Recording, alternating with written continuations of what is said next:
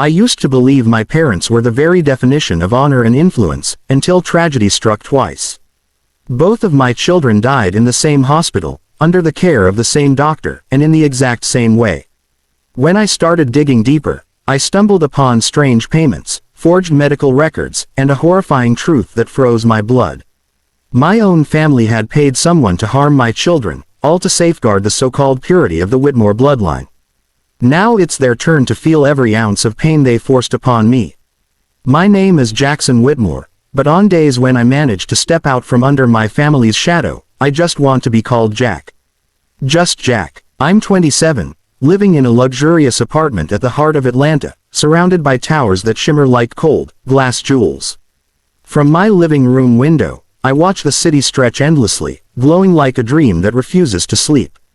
But often, all I see in that reflection is myself, a man caged in glass, trapped by fame, expectation, and the heavy burden of the Whitmore name. I grew up in a world where wealth and influence were the only accepted language. My father, Thomas Whitmore, 58, is a businessman as unyielding as iron, his gaze sharp enough to make anyone at a conference table lower their head. He used to say emotions were weaknesses, flaws in the perfect machinery of logic. My mother, Eleanor Whitmore, 56, is a woman of immense pride and frightening intellect. Once a biomedical researcher, she's now revered in high society for her poise and impossible standards. Our family estate on North Side Hill isn't just a house, it's a monument. 3 generations of Whitmore tycoons built that empire, and from birth, I was expected to inherit it.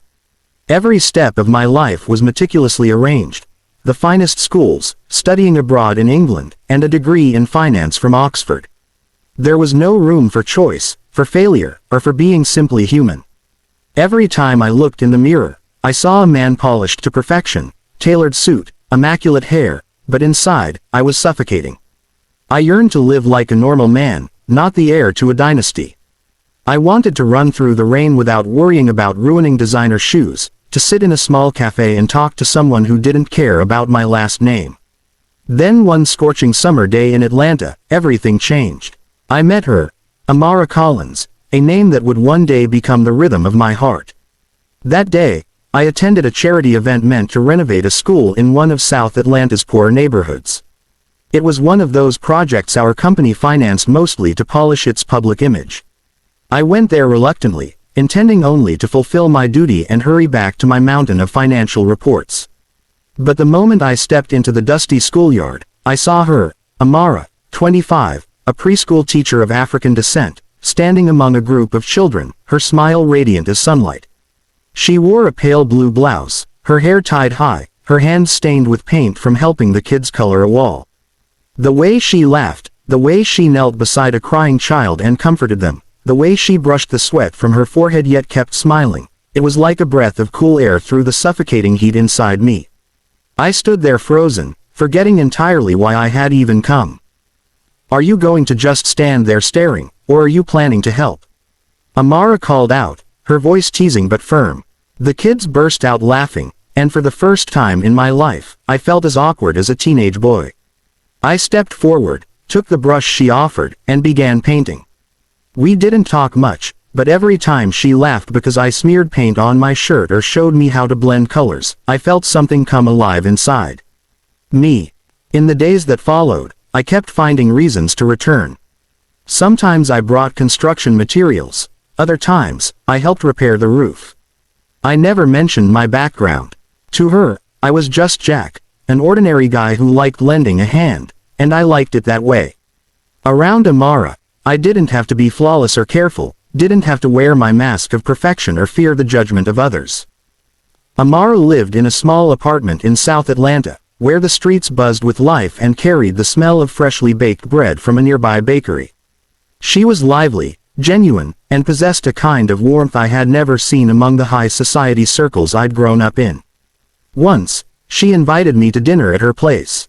It was nothing fancy, just spaghetti and salad, but the way she spoke about her students, and laughed when she accidentally spilled sauce on the table, made it feel like a banquet fit for kings. "Jack, have you ever just walked somewhere without knowing where you were headed?" she asked one evening as we sat on a park bench eating melting ice cream from an old food cart. No, I admitted. I always need to know where I'm going. My parents wouldn't approve otherwise. She looked at me with eyes that seemed to see straight through every defense I'd built. Try it sometime. Just walk. No plans, no thinking. The world won't collapse. So I did. That day, we wandered aimlessly through small, colorful streets. She pointed out murals and told me stories about the artists who painted them. She pulled me into a tiny, old bookstore where the scent of aged paper mingled with faint jazz music, and for the first time in years, I forgot all about numbers, profits, and obligations. She taught me to live, not to achieve or impress, but simply to feel. I began seeing her more and more often. On lazy weekend afternoons, we'd sit by the Chattahoochee River, watching the calm water flow under the golden light. She told me about her dream, to open a free preschool for children who couldn't afford education, and I shared stories from my years in England, though I deliberately avoided any mention of my family or the Whitmore Empire. The more time I spent with her, the more I realized that what I felt wasn't fleeting affection. It was something deeper, a quiet, profound love that felt like discovering the missing half of my soul. With Amara, I saw life from a new lens, simple, kind, and real. She didn't care about what I owned or where I came from. To her, I wasn't Jackson Whitmore, heir to a fortune. I was just Jack, the man who made her laugh and held her hand when the wind picked up. One evening, under the soft glow of a street lamp, she took my hand suddenly. "Jack, have you ever thought about what happiness really is?" she asked. I looked into her eyes, my heart pounding. "I used to think it was wealth and power," I confessed, "but now I think it's this, being here, with you." She smiled, her cheeks turning pink under the light. "Careful," she teased, "say things like that, and I might get used to them." I laughed and pulled her closer. Then, for the first time, I kissed her. That kiss felt like a promise, that I'd hold on to her, to this peace, no matter what. But deep down, I knew the Whitmore name wouldn't let me go so easily. My family, the world I was trying to escape, would never accept Amara.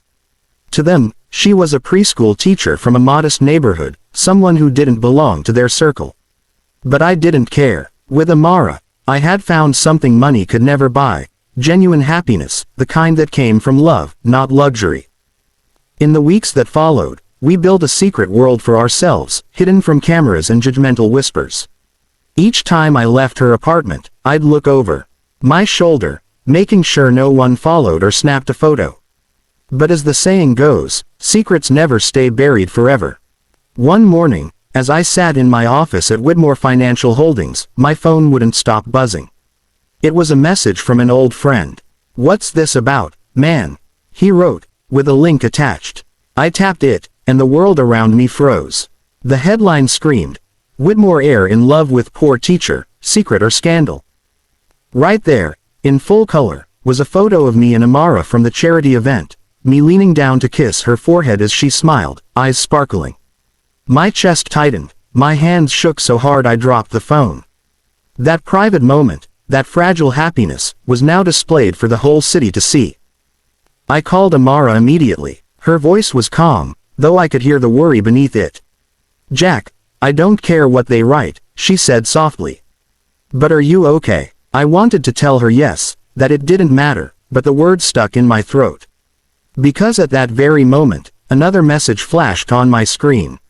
It was from my father.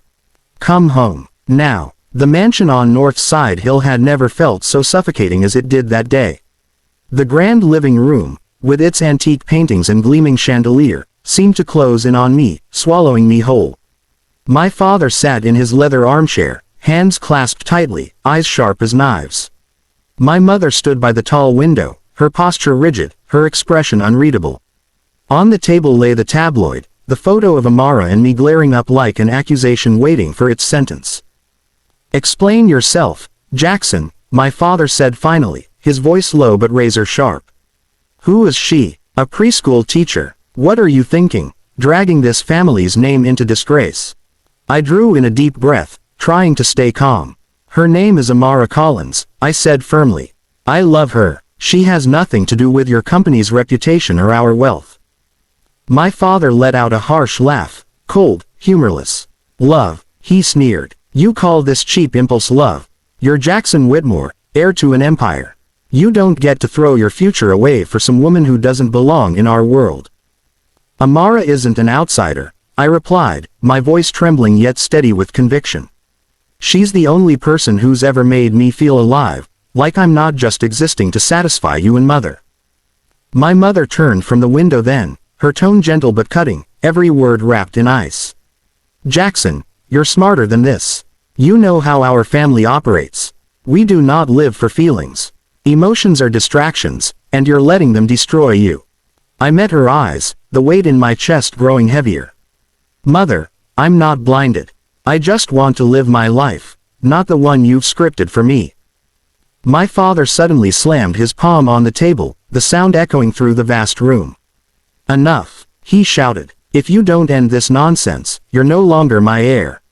You'll be cut off from the company, from this family, from everything you've ever known. Are you really willing to throw it all away for a girl with nothing but a cheap smile? Blood surged in my face, but I didn't back down. If that's the price for being true to myself, then yes, I'll pay it.